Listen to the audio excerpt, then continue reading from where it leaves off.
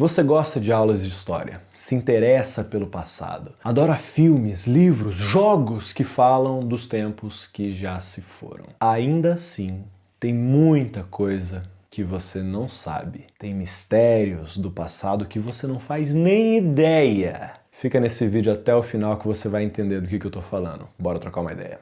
Oi, eu sou o Daniel, professor e pesquisador, e aqui no canal a gente conversa sobre história e sociedade de uma forma simples para você passar na prova, mas também entender um pouquinho melhor a vida. É bastante comum a gente ouvir falar a respeito da história não contada, os mistérios do passado, o que o professor de história não te falou. Infelizmente, a maior parte desses conteúdos acabam tomando uma cara assim meio de teoria da conspiração, uma coisa meio maluca nesse sentido mesmo de os ETs e sei lá, um grande grupo que quer dominar tudo e não sei o que, etc. Infelizmente acaba tendo esse teor. Mas de fato, existem muitas coisas do passado que a gente não conhece. Isso acontece por uma questão muito simples, porque a história ela é construída a partir das fontes históricas, ou seja, os vestígios, as pistas que o passado deixou e que a gente pega, estuda e tenta a partir delas interpretar como é que foi esse passado e construir a história.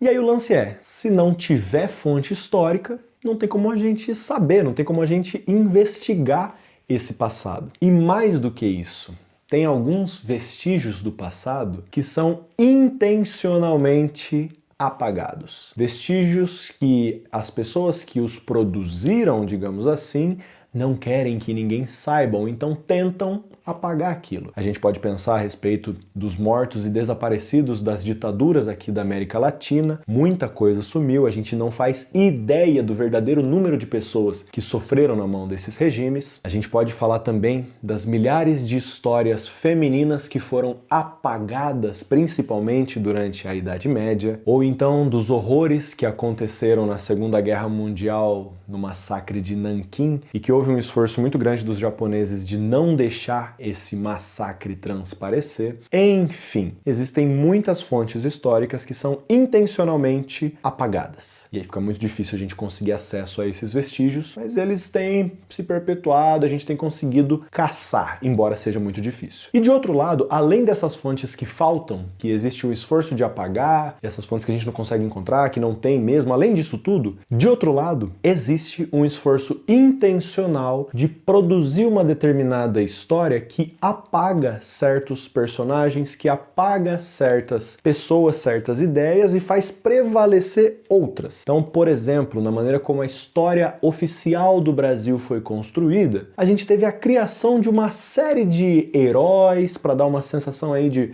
formação da nação, que em muitos momentos estava mais com uma preocupação de passar uma ideia de história do que de fato investigar o passado. Então, se a gente pega como foi formada a imagem de Tiradentes, ela foi formada a partir de um esforço da República de criar um herói republicano. Além disso, se a gente olha como que a independência do Brasil é trabalhada tradicionalmente, a gente vê que ela foi trabalhada para passar uma certa ideia, para gerar uma certa mentalidade coletiva a respeito do passado, né, uma memória coletiva. Então a gente tem aquele quadro clássico da independência, que passa a ideia de que a independência foi algo heróico, militar, grandioso, como se o grito da independência tivesse acontecido de uma forma épica. E aí, por meio dos estudos, a gente vai percebendo que aquilo não só é uma representação, como tem uma intenção de criar uma certa ideia a respeito da independência. Coisa básica para a gente começar a analisar é só ver a data em que aquele quadro foi feito e quem fez aquele quadro, qual era a relação dessa pessoa com a monarquia, o momento em que esse quadro foi pintado, o que está acontecendo com a monarquia brasileira. Então a gente tem que fazer essas perguntas para entender que existe sim na construção da história, principalmente a história mais tradicional, a intenção de perpetuar certas ideias, certos personagens e silenciar outros. Durante muito tempo se trabalhou a história do Brasil como se ela começasse em 1500, com a invasão dos portugueses aqui na região. O que essa perspectiva traz? A ideia de que antes disso não tinha história, de que antes disso não tinha uma cultura, de que antes disso não tinha uma organização social, ou seja, apaga a história dos povos indígenas, constrói uma história onde esses povos não estão presentes e forma uma sociedade que vai justamente marginalizar essas pessoas. Então existe intenção por trás da produção histórica. Ou seja, de fato, tem muita coisa do passado que a gente não sabe. Porque falta vestígio, porque houve um apagamento e porque outras histórias foram intencionalmente colocadas acima das demais. Por isso é tão importante fazer uma história crítica. Por isso é tão importante a gente estudar a história buscando justamente o que não foi dito, buscando os silêncios.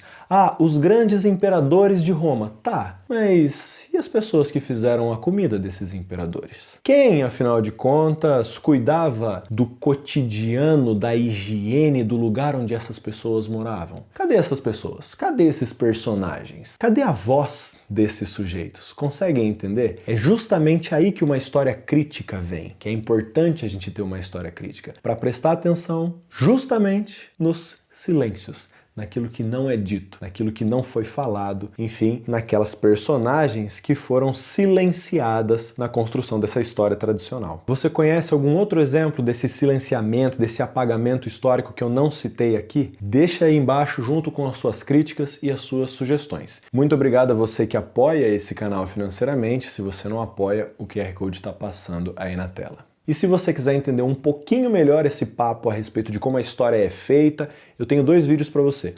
Um aqui a respeito do que são fontes históricas, afinal de contas, o que são esses vestígios que a gente usa para pegar a história e escrever a história. E também qual é a diferença entre história e passado. Não é a mesma coisa. Vou deixar esses 2 vídeos aí para você curtir. Fechou? Um beijo no coração, um aperto de mão sincero e valeu!